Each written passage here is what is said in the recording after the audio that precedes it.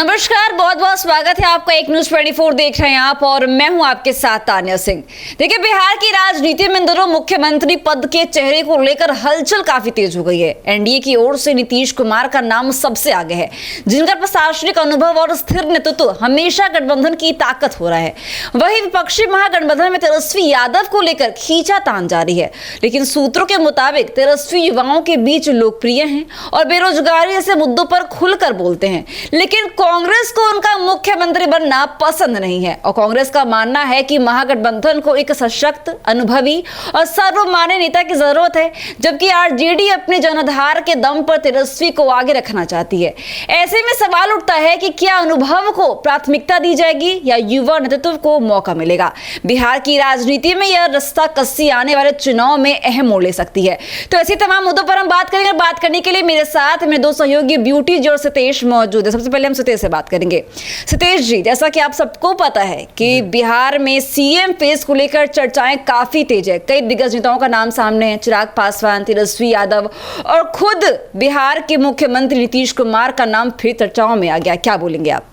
देखिए, सबसे बड़ी बात है कि चुनावी साल है तो जाहिर सी बात है मुख्यमंत्री के चेहरे को लेकर क्यों ना बयानबाजी हो। जी बिल्कुल, जाहिर सी बात है। आपने कहा कि सबसे बड़ी बात है कि एनडीए की ओर से जो मुख्यमंत्री का चेहरा पेश किया जा रहा है वो नीतीश का किया जा रहा है। ऐसा अभी तक स्पष्टीकरण नहीं है। जी, नीतीश कुमार के नेतृत्व में चुनाव लड़ा जाएगा, लेकिन मुख्यमंत्री नीतीश कुमार ही होंगे। अभी तक किसी भी एनडीए का नेता का बयान सुनिएगा तो वो नहीं कहता है। जी, नीतीश कुमार के बेटे निशांत की भी बात को आप सुनिएगा तो उनके जन्मदिन पे उन्होंने यही कहा कि मेरे पिताजी को सीएम फेस घोषित किया जाए। जी, इस बात से कई बातें निकल के सामने आती हैं राजनीति की। जी, अगर मान के चलिए कि नीतीश कुमार के नेतृत्व में चुनाव लड़ा जाएगा, सीएम नीतीश कुमार को ही सीएम फेस घोषित कर दिया गया होता तो निशांत को ये बातें कहने की जरूरत ही नहीं पड़ती। दूसरी ओर चिराग पासवान के पार्टी का बयान सुनिएगा तो उन्होंने स्पष्ट कहा था कि सीटों को जिस हिसाब से सीटें निकल कर आएंगी और मंत्रिमंडल होंगे उस पर तय किया जाएगा कि मुख्यमंत्री कौन होगा। भाजपा के भी कुछ नेताओं का अगर बयान सुनिएगा तो यही बातें हैं। उधर जीताराम मांझी का बयान सुनिएगा तो सीट शेयरिंग में उन्होंने भी कहा था कि अगर मेरी 4 रोटी में से 1 रोटी हिस्सा बनती है तो मैं 1 रोटी लूँगा ही लूँगा। जी, यानी इन तमाम बातों का अगर आप आकलन कीजिएगा तो नीतीश कुमार के नेतृत्व में चुनाव लड़ा जाएगा, लेकिन नीतीश कुमार शायद मुख्यमंत्री नहीं हो सकते हैं। अब ऐसे में सवाल ये उठता है कि नीतीश कुमार मुख्यमंत्री नहीं होंगे तो मुख्यमंत्री होगा कौन एनडीए की ओर से? सवाल अभी बरकरार है। सवाल अभी भी बरकरार है। दूसरी ओर आपने एक बात कही कि महागठबंधन की ओर से राजद के सुप्रीमो यानी लालू यादव के बेटे तेजस्वी यादव का नाम आगे है। ये बातें बिल्कुल सही है। राजद अभी भी तेजस्वी यादव के फेस पे चुनाव लड़ना चाहती है, लेकिन महागठबंधन में कुछ ऐसी पार्टियां हैं जिनको शायद तेजस्वी यादव के चेहरे मंजूर नहीं है। जी, वो लगातार इस चीज से पीछे बैक टू फुट जा रहे हैं। तो इस चीज से अभी नकारा नहीं जा सकता कि तेजस्वी यादव पे भी, यानी जो अगर विपक्ष महागठबंधन में देखें तो तेजस्वी यादव के चेहरे में भी असमंजस है। जी, और तेजस्वी यादव अगर मान के चले कि कांग्रेस से अलायंस तोड़ते हैं तो जिस तरीके से दिल्ली में जो परिणाम आए आम आदमी पार्टी को वो भुगतना पड़ा, क्योंकि अगर आम आदमी पार्टी और कांग्रेस का गठबंधन होता तो शायद दिल्ली में सरकार जो है वो गठबंधन की सरकार होती। मुख्यमंत्री केजरीवाल भी हो सकते थे, चाहे कांग्रेस के कोई विधायक भी हो सकते थे, लेकिन ना घर के रहे ना घाट के रहे। आपने कहावत सुनी होगी मुहावरे में। तो वही उस तरीके से हुआ। उस परिणाम के बाद तेजस्वी यादव राजद और महागठबंधन में भी कहीं ना कहीं जो है वो बातें अब हर किसी के मन में है कि कांग्रेस से अगर अलायंस तोड़ा जाता है तो कहीं ना कहीं राजद को इसका भुगतान करना पड़ेगा। और कांग्रेस को जो सीटें देने की बातें कही जा रही हैं वो 40-50 सीटें तक, अभी जो सूत्रों के हिसाब से खबरें आ रही हैं 40-50 सीटें देने की बातें कही जा रही हैं। अगर 40-50 सीटें दी जाती हैं तो शायद कांग्रेस एक बार फिर पूरे बिहार में 243 सीटों पे कहीं चुनाव ना लड़े। अगर ऐसा होता है तो सबसे ज़्यादा जो खमियाजा भुगतना पड़ेगा वो राजद परिवार को होगा, क्योंकि राजद शुरू से ही राजनीति जब करती है तो एमवाई समीकरण पे ज़्यादा करती है। एमवाई का मतलब हो गया मुस्लिम और यादव। जी, अगर यादव वोट बैंक को अगर कहा जाए तो प्रशांत किशोर भी की ओर भी आकर्षित कर रहा है। कुछ जो कोर वोटर हैं वो भाजपा की ओर भी हैं, क्योंकि नंदकिशोर यादव बिहार विधानसभा के स्पीकर हैं, वो भाजपा से हैं। तो इस चीज़ के लिए भाजपा के पास एक अहम मुद्दा है कि भाजपा ये भी कह सकती है कि हमने यादव परिवार को और यादव समाज को सबसे शीर्ष पे रखा है, स्पीकर के रूप में रखा है। और यादवों का जो बहुमत है और जो जनसंख्या है पूरे बिहार में लगभग 14% है। अगर 14% बिहार की राजनीति में किसी पार्टी को अगर एकमत वोट मिलता है तो मान के चलिए कि उसके खाते में सरकार बनना तय है, चाहे वो नीतीश के खाते में जाए, चाहे तेजस्वी यादव के खाते में जाए जी। तो अगर इस तरीके से राजनीति में होती है तो तेजस्वी यादव के जो मुख्यमंत्री का चेहरा बार बार आ रहा है तो वो शायद उसमें असमंजस हो सकता है। जी ब्यूटी जी, आपने सितेश जी की तमाम बातों को सुना, उनका जो कहना है, उनके जो विचार हैं, लेकिन आपको मैं बता दूं कि सीएम फेस को लेकर कई दिग्गज नेताओं के नाम अभी रेस में चल रहे हैं। लेकिन अभी जो कांग्रेस की नाराजगी है तेजस्वी यादव को लेकर, क्या लगता है आपको कि ये उनके मुख्यमंत्री बनने के सपने को कुचल सकती है? देखिए तानिया जी, रेस में तो काफ़ी सारे नेता हैं जी, लेकिन जरूरी नहीं है कि जितने लोग अगर रेस में चल रहे हैं वो सारे ये खेल को जीत जाएं, चाहे वो खेल कोई नॉर्मल खेल हो या सीएम बनने का कोई खेल हो। तो उसमें देखिए जीतता वही है जिसका नाम सबसे आगे होता है। और बात अगर नाम आगे का करें तो अभी तो फिलहाल 2 ही नाम हमको स्पष्ट रूप से दिखाई दे रहे हैं। वो एक है नीतीश कुमार का, जो कि पहले से ही हैं मुख्यमंत्री हैं, जाने माने चेहरे हैं।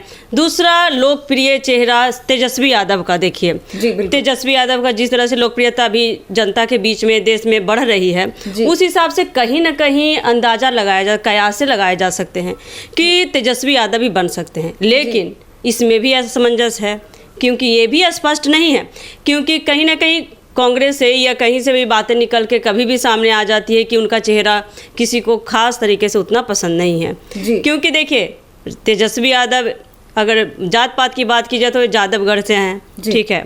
तो तेजस्वी यादव एक जात के नाम से भले ही जीत सकते हैं, लेकिन उनका इतना अनुदान देश के लिए नहीं रहा।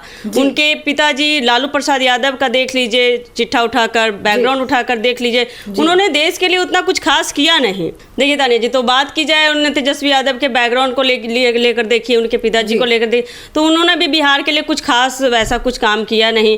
तो लोगों में इसका असमंजस है कि तेजस्वी यादव को ही क्यों बनाया जाए। देखिए लेकिन हालिया में एक बयान भी काफी वायरल हुआ था कि बाप ने तो बिहार को बर्बाद किया ही और अब बेटा भी बिहार को बर्बाद करेगा। इस पर क्या बोलेंगी? तो इस बयान से तो साफ जाहिर होता है तानिया जी कि कहीं ना कहीं लोगों में यह समझता है कि तेजस्वी यादव को क्यों बनाया जाए।